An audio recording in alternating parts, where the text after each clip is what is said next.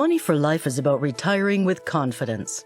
It's working with your advisor to plan for your retirement needs and making sure you have enough money to last the retirement.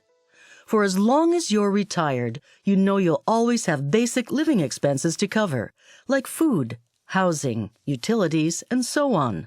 And of course, you'll want to spend money on fun things like travel or other new experiences, which you'll likely spend less on over time. But there are other things you need to think about when building your retirement plan, and one of these things is your health. In the early years of retirement, our health expenses are usually quite manageable since we're in good health.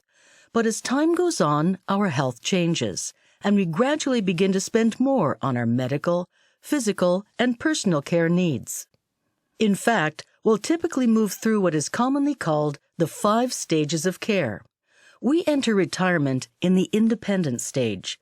From there, most of us will move on to interdependence, then supportive living, followed by crisis management, and lastly, dependence.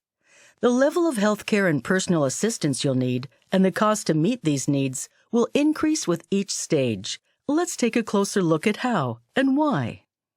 In the independent stage, you've entered retirement with a pretty good understanding of your current health and what it takes to manage it.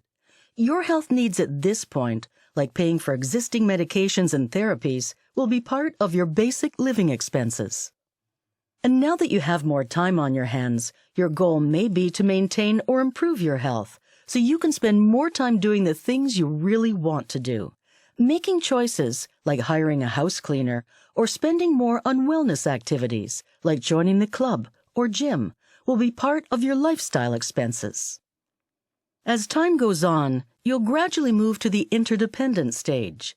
Here, your family starts pitching in and helping with some of your routine tasks, like shopping, transportation, managing finances, and strenuous household tasks. Eventually, you'll start to need help with basic physical activities, like bathing and getting dressed.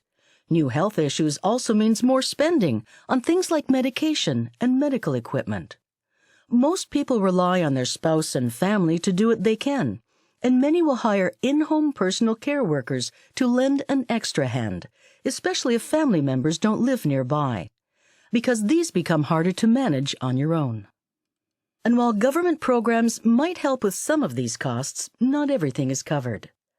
In the crisis stage, care needs become too much or too complicated for family members to handle on their own. It can happen suddenly, so caregivers need to immediately rely on professionals and formal care management to provide the support needed.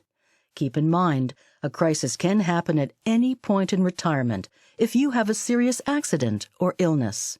If that happens, you could find yourself experiencing stage 4 much earlier than expected. In the final stage, diminished physical or mental abilities result in total dependence. 24-hour medical support and care is required, usually in a long-term care facility, since families can no longer give the type and level of care that's needed. The progression through the 5 stages of care will be different for everyone, but whatever the journey, health needs and costs will grow with age. It's a fact of life. It's important to financially plan for your health as it is today and for what it will be in the future. Interested in understanding more about what the 5 stages might mean to you and your plans? Ask your advisor about how to address your emerging health needs with Money for Life. Start the conversation now.